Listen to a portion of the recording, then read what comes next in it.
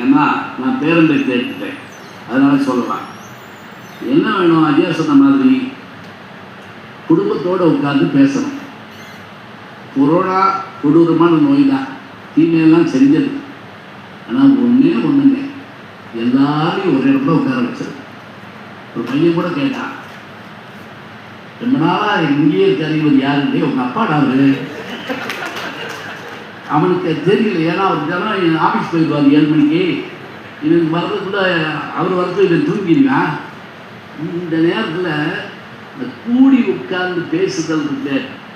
அந்த காலத்தில் மாவன் டைனிங் டேபிள்னு ஒன்று எழுதுவார். சாப்பிட்ற இடத்துல உட்காந்து பேசிக்கிட்டு இருக்கிறது. சாப்பிட்றப்ப பேசக்கூடாது, அதெல்லாம் இல்லை, பேசணும். ஒவ்வொருத்தரும் ஒவ்வொன்றும் பேசணும். குடும்பத்தில் பெற்றோர்கள் அவர்கள் முதல்ல தமிழ் பேசணும். முக்கியமாக தமிழ் பேசணும், அதுவே ரொம்ப முக்கியமான ஒன்று. அடுத்தது அவங்கள்ட்ட பிடிச்ச விஷயம் ஏதாவது இருந்தால் அவங்களோட கொஞ்ச நேரம் அதை பற்றி கேட்கணும். பள்ளிக்கூடத்துக்கு போயிட்டு வர்ற பிள்ளை அப்படி பைக்குள்ளே கையை விட்டு ஏதாவது ஒன்று எடுத்து ஒரு பென்சிலை காமிச்சம்மா, இன்னைக்கு எங்கள் கிளாஸில் திருக்குறளை எழுதியவர் யாருன்னு கேட்டாங்க, நீ சொல்லி கொடுத்த மாதிரி திருக்குறள்னு சொன்னம்மா, இந்த பென்சில் எனக்கு கொடுத்தாங்கம்மா, எல்லாரும் கிளாப் பண்ணாங்கம்மான்னு சொன்ன உடனே என்ன செய்ய தெரியுமா? குழந்தைய தூக்கி அப்படி வச்சு ஒரு முத்தம் கொடுக்கணும். மெச்சி உனை ஊரார் புகழ்ந்தால் மேனி சில்லுக்குதடி, கன்னத்தில் முத்தமிட்டால் உள்ளந்தான் கல்வரி கொண்டுதடி, அப்படி சொல்லணும்.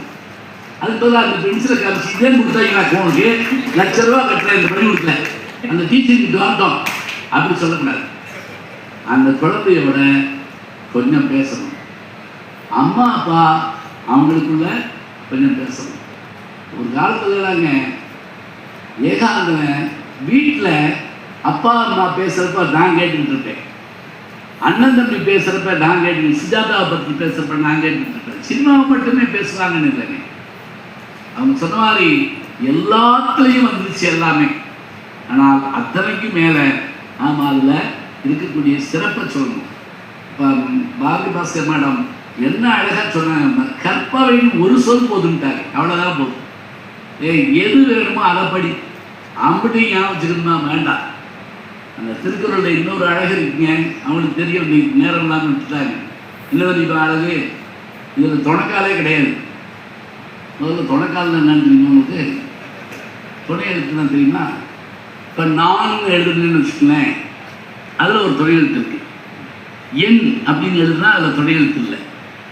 திருவள்ளுவர் 11 துணைக்கால் போட்டு ஒரு திருக்குறள் எழுதியிருப்பார். யாகாவராயினும்